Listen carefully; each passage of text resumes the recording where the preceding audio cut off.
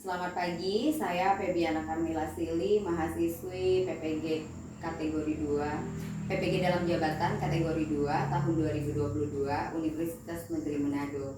Hari ini saya akan mewawancara Bapak Pengawas, Bapak Jaka Sumiarto, SAG MTH, untuk bertanya jawab tentang eksplorasi penyebab masalah yang sudah saya identifikasi. Selamat pagi Bapak. Selamat pagi. Terima kasih karena Bapak sudah memberikan waktu saya bisa mewawancara Bapak pada hari ini. Baik Bapak, ada beberapa hal yang ingin saya tanyakan. Yang pertama tentang jenis permasalahan kurangnya minat belajar peserta didik. Menurut Bapak, apa faktor penyebab seorang peserta didik kurang berminat dalam belajar? Baik, terima kasih. Selamat pagi. Kita bersyukur karena hari ini kita diberi kesehatan yang baik oleh Tuhan sehingga hari ini bisa memulai wawancara ini.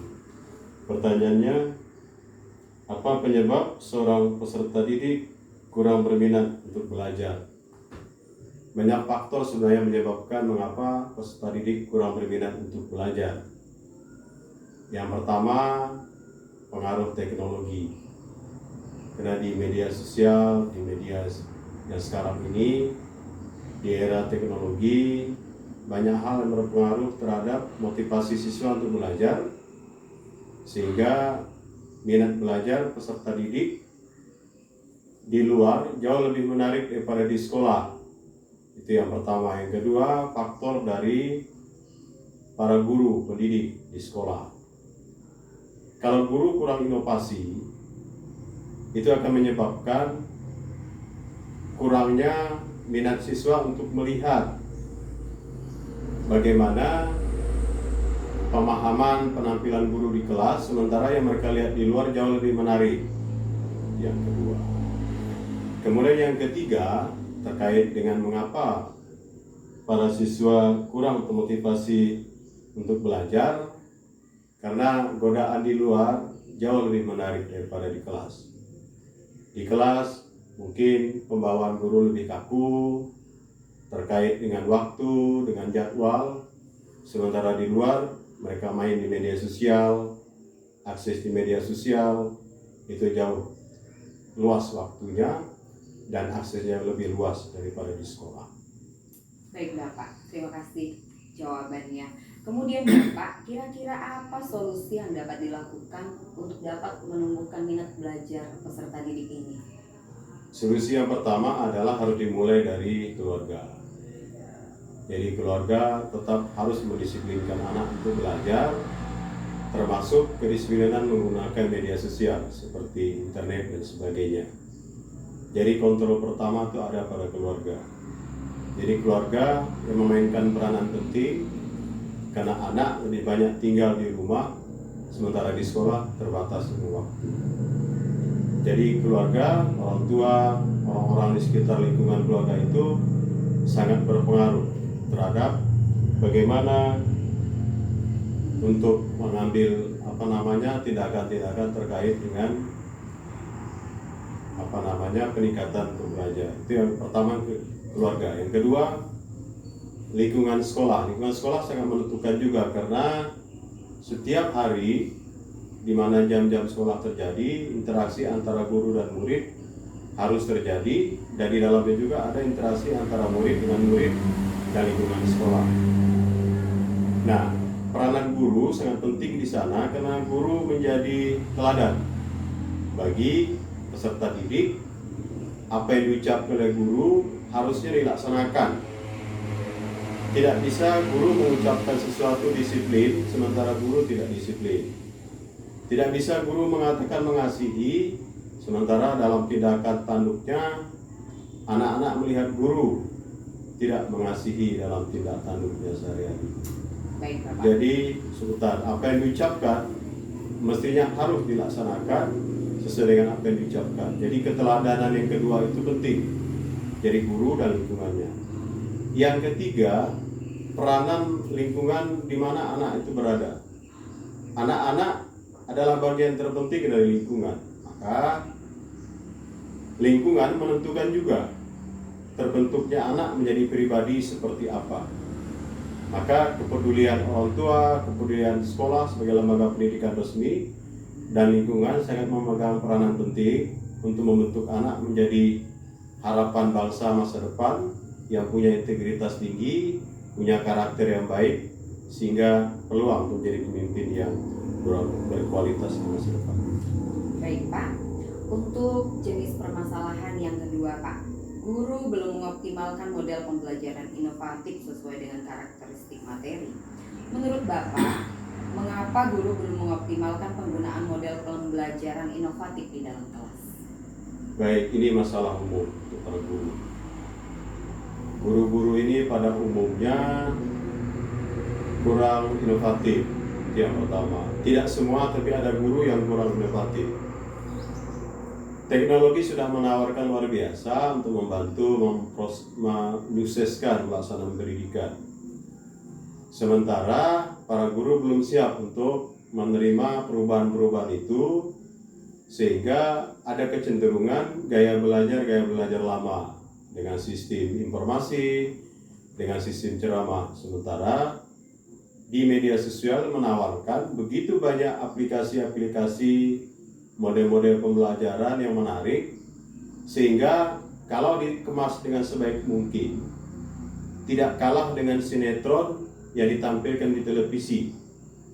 Nah, di sana ditentukan atau memain peranan penting adalah guru. Bagaimana guru menginovasi diri, mengupdate segala informasi, termasuk mendesain model-model pembelajaran, sehingga anak-anak menjadi lebih tertarik, sehingga anak-anak menjadi lebih cool dengan pelajaran yang diberikan, dan akhirnya mereka bisa melihat sinetron di sekolah selain di rumah yang ditampilkan oleh guru dengan dikemas dengan sebaik mungkin. Jadi yang diperlukan adalah kemampuan berinovasi, menyesuaikan diri dengan media sosial, menyesuaikan diri dengan teknologi, sehingga pelajaran menjadi lebih menarik, menyentuh, akhirnya menjadi milik dari setiap siswa yang ikut proses dalam pembelajaran itu. Baik Pak, terima kasih jawabannya. Kemudian Pak, seperti yang kita ketahui, kurikulum itu biasanya menekankan untuk melatih anak berpikir tingkat tinggi kan Pak? Yeah. Kemudian saya mau bertanya Pak, biasanya kan pembelajaran di dalam kelas itu masih belum berbasis HOTS. Apa menurut Bapak penyebab pembelajaran jarang menerapkan pembelajaran berbasis HOTS, terutama untuk anak SD di kelas rendah? Baik, itu persoalan yang memang terjadi secara nasional, karena memang kita tidak membiasakan anak untuk mulai mencurahkan perasaannya ketika dia berbicara dengan orang dewasa. Seringkali orang dewasa mengatakan kalian tidak boleh ngomong, kalian masih anak-anak. Sementara dalam soal HOT itu menekankan kepada bagaimana orang mengungkapkan sesuatu, bagaimana orang menganalisis sesuatu, bagaimana orang memaparkan sesuatu sehingga lebih rinci. Itu yang dibutuhkan. Itu yang pertama. Jadi kita seringkali membatasi anak untuk mengungkapkan sesuatu, apalagi itu berbicara di dalam lingkup orang dewasa, karena menganggap mereka masih seperti anak kecil. Itu yang pertama. Persoalan kedua yang menjadi masalah kita adalah di soal-soal yang diberikan untuk kelas-kelas rendah, memang agak sulit untuk anak-anak kita, terutama kelas rendah, untuk membuat semacam kesimpulan, analisis yang lebih mendalam, yang lebih mendetil, karena memang di faktor usia tidak memungkinkan. Tetapi ada baik, menurut saya, perlu ada semacam kesempatan untuk anak-anak berbicara, mengungkapkan sesuatu, ada ruang tertentu untuk menyampaikan sesuatu terkait dengan persoalan-persoalan yang mungkin perlu dicerna, perlu dianalisis, perlu diajak ngomong bersama, sehingga orang dewasa membantu untuk mengarahkan jalan pikiran anak, sehingga mereka bisa mencari, bahkan menjawab persoalan-persoalan yang dianggap perlu. Itu faktor kedua. Faktor ketiga, dalam evaluasi kita seringkali membatasi anak untuk terkotak pada jawaban-jawaban pilihan, seperti pilihan ganda dan sebagainya. Jawaban-jawaban pilihan ganda ini membatasi anak untuk berpikir lebih kritis, lebih dalam, lebih rinci terkait dengan persoalan-persoalan ditanya di soal evaluasi, baik evaluasi ulangan, kemudian evaluasi akhir pembelajaran. Baik Pak, yang keempat Pak, saya ingin bertanya tentang masalah pemanfaatan aplikasi teknologi informasi sebagai media pembelajaran yang kurang optimal. Menurut Bapak, apa faktor penyebab guru-guru ini kurang berani memanfaatkan aplikasi teknologi informasi sebagai media pembelajaran? Baik, terima kasih. Terkait dengan pemanfaatan media pembelajaran, memang kelas-kelas guru kita ini ada guru yang sudah angkatan lama, guru-guru yang dalam usia sudah menjelang pensiun. Inovasi seperti sangat terbatas bagi mereka. Tetapi guru-guru yang masuk di era milenial sebenarnya ini peluang untuk mengemas bagaimana pembelajaran ini semenarik mungkin, sehingga dalam proses penyampaian mereka bisa membawa anak untuk masuk ke dalam dunia yang diharapkan, masuk dalam tujuan diharapkan dalam pembelajaran itu, sehingga akhirnya pelajaran disampaikan dia bisa menyentuh bahkan menjadi milik dari setiap pribadi. Jadi teknologi sudah luar biasa ditawarkan di sana.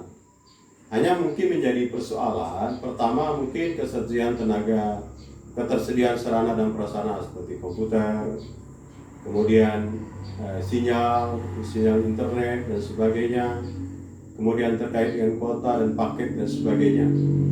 Tetapi menurut saya itu bukan alasan, karena di luar sana sangat banyak tawaran-tawaran yang menjanjikan untuk orang bisa berinovasi sehingga bisa mengemas skenario pembelajaran dengan sebaik mungkin, semenarik mungkin, sehingga tujuan pembelajaran dilaksanakan di kelas atau di lingkungan sekolah dapat tercapai dengan baik. Itu yang kedua. Yang ketiga, sebenarnya mungkin perlu membuat semacam kelompok atau grup-grup tertentu yang di dalamnya bisa berbagi pengalaman, berbagi informasi terkait dengan model-model pembelajaran, bahkan inovasi-inovasi dilakukan oleh para guru yang kreatif. Jadi guru-guru yang kurang bisa belajar dengan guru-guru yang kreatif, sehingga mereka bisa berbagi informasi. Dengan demikian, tujuan bersama untuk meningkatkan pendidikan di Indonesia bisa lebih baik, bisa lebih maju, bisa lebih secepat mungkin kita capai. Kita tidak mungkin menolak informasi, tidak mungkin menolak teknologi, karena teknologi menjadi sarana juga untuk mencapai kesuksesan dalam belajar. Jadi para guru perlu inovasi, perlu kerjasama, kolaborasi dengan yang lain, sehingga bisa saling mengisi dari kekurangan-kekurangan yang ada. Yang punya kelebihan bisa berbagi, yang punya kekurangan mendapat tambahan dari yang berkelebihan, terutama terkait dengan model-model pembelajaran, terkait juga dengan pemanfaatan teknologi media informasi, terutama dalam media pembelajaran. Baik Bapak, terakhir Pak, bagaimana Pak cara memotivasi guru-guru ini agar mereka lebih aktif memanfaatkan aplikasi TIK dalam pembelajaran di kelasnya masing-masing? Baik, terima kasih, pertanyaan bagus. Saya mau mengatakan begini, mengerti itu sulit, tetapi membuat orang mengerti jauh lebih sulit. Artinya apa? Bahwa bagaimanapun kemajuan seseorang tetap ada di pribadi masing-masing. Jadi motivasi pribadi, inovasi pada pribadi itu sangat menentukan. Jadi kita tidak bisa mengatakan yang bisa mengubah saya adalah orang lain. Yang bisa mengubah kita adalah diri kita sendiri. Jadi kita sendiri yang harus punya keinginan untuk berubah. Kalau kita bisa berubah, maka semua kemungkinan akan terbuka untuk kita lakukan. Sampailah kepada bagaimana kita memotivasi diri untuk saya harus bisa menguasai ini, saya harus bisa melakukan ini. Jadi harus mulai dengan dirinya sendiri. Kemudian kita sadar juga bahwa diri sendiri terbatas. Maka perlu ada input, ada masukan, ada motivasi dari orang lain untuk mengisi kekurangan itu. Jadi para guru, bagaimanapun, kalau kita mau berubah, semua kemungkinan terbuka. Tapi kalau kita tidak mau berubah, kita tetap dengan gaya yang lama. Jadi bagaimana memotivasinya? Pertama mulai dari diri sendiri. Yang kedua, harus berani membuka diri terhadap dunia luar, terhadap perkembangan di luar, karena di luar sana sangat menjanjikan. Bahkan banyak hal yang bisa mencapai untuk kita menjadi sukses dalam menjadi guru, terutama di bidang pendidikan. Kemudian yang berikutnya adalah sekarang era teknologi digital. Semua hal bisa dilihat. Dulu kita beranggap dunia ini luas, sekarang dunia ini sudah semakin sempit. Bahkan sudah kelihatan hal-hal yang mungkin terjadi ke depan. Jadi dengan dibantu teknologi ini, saya mau mengatakan sekali lagi, walaupun mengerti itu sulit, tapi membuat orang mengerti jauh lebih sulit. Tidak ada hal yang tidak mungkin bisa kita lakukan untuk kita menyukseskan pendidikan Indonesia, terutama di lingkungan sekolah kita masing-masing. Baik Pak, terima kasih Pak atas jawaban-jawaban dari pertanyaan-pertanyaan yang saya berikan. Saya mendapatkan banyak sekali masukan lewat wawancara ini Pak. Sekali lagi terima kasih. Baik, sekian wawancara saya bersama Bapak Pengawas, Bapak Jaka Sumiarto SAG MTH. Selamat pagi Pak. Terima kasih.